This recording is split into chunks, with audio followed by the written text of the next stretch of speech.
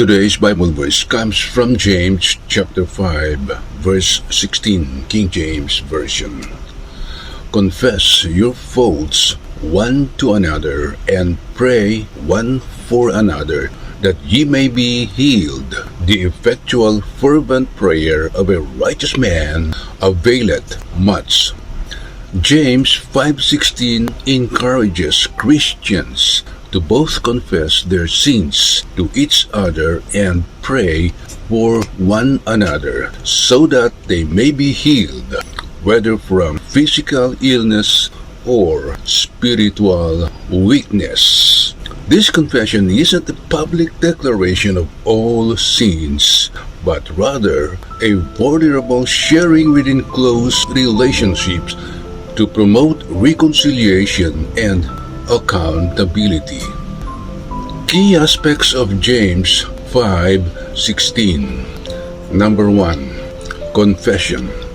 Christians should confess their faults to one another, particularly when they have offended others, to foster mutual forgiveness and healing. Number 2. Intercessory prayer.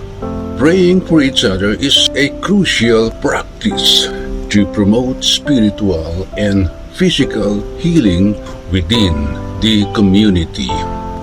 Number 3, the righteous man.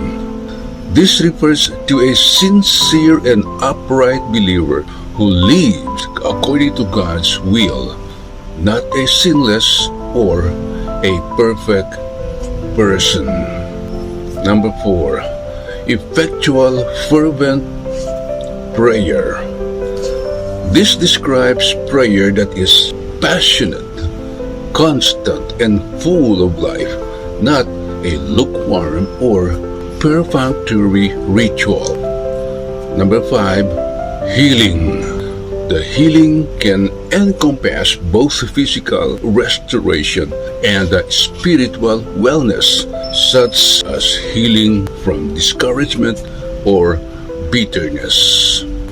In summary, James 5:16 is a call for communal healing within the church, achieved through mutual confession of sins and powerful intercessory prayer among believers. Amen.